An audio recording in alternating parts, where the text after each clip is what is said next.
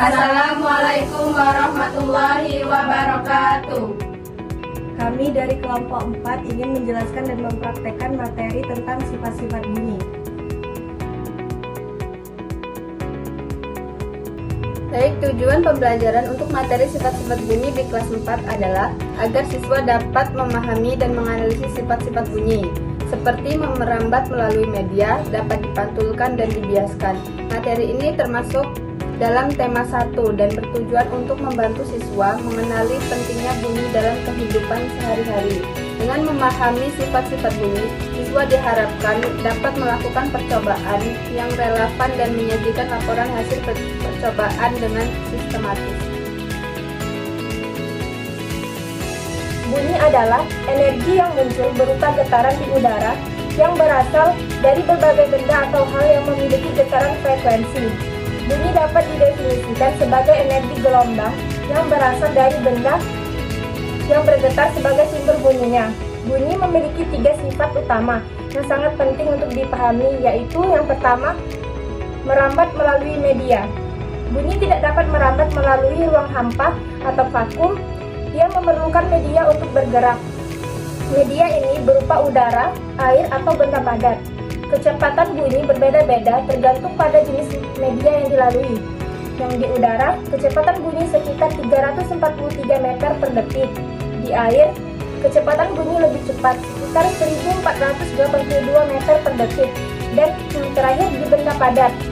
Bunyi merambat paling cepat, misalnya di besi, bisa mencapai 5000 meter per detik. Yang kedua, dapat dipantulkan. Bunyi dapat dipantulkan oleh permukaan yang keras. Proses ini mirip dengan pantulan cahaya. Ketika gelombang bunyi mengenai permukaan keras seperti dinding atau batu, sebagian dari gelombang tersebut akan dipantulkan kembali. Fenomena ini dapat kita lihat dalam kehidupan sehari-hari, misalnya saat kita berteriak di sebuah ruangan besar dan mendengar gema suara kita kembali.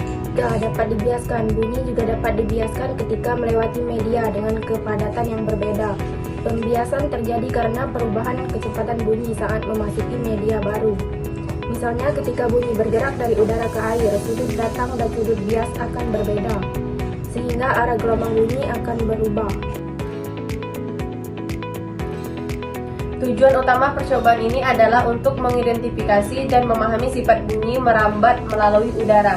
Dengan memahami salah satu sifat-sifat bunyi ini membantu siswa mengenali bagaimana bunyi berinteraksi dengan lingkungan di sekitar kita. Dengan pengetahuan ini, siswa dapat lebih memahami fenomena suara dalam kehidupan sehari-hari dan melakukan percobaan untuk mengamati sifat-sifat tersebut secara langsung.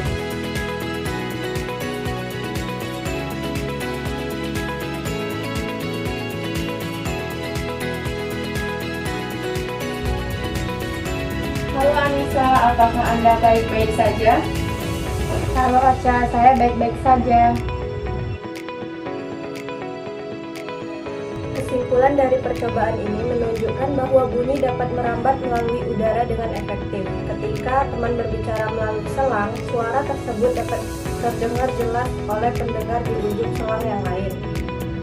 Selang plastik berfungsi sebagai media yang mengarahkan gelombang suara dari satu ujung ke ujung lainnya. Hal ini membuktikan bahwa gelombang suara tidak hanya menyebar ke segala arah, tetapi juga dapat berfokus dan diarahkan melalui satu saluran. Suara yang diterima melalui selang terdengar lebih jelas dibandingkan jika berbicara langsung tanpa selang. Ini menunjukkan bahwa penggunaan selang membantu memperkuat dan memfokuskan gelombang suara sehingga meningkatkan kejelasan suara yang diterima. Meskipun bunyi dapat merambat dengan baik melalui selang, jarak tetap mempengaruhi intensitas suara yang diterima. Semakin jauh jarak antara kedua ujung selang, semakin mungkin ada penurunan intensitas suara yang diterima. Percobaan ini memberikan pemahaman tentang fenomena akustik, di mana gelombang suara memerlukan medium untuk merambat dan dapat dipengaruhi oleh bentuk dan ukuran medium tersebut. Demikianlah hasil penjelasan dan percobaan dari kelompok kami. Kami akhiri. Wassalamualaikum warahmatullahi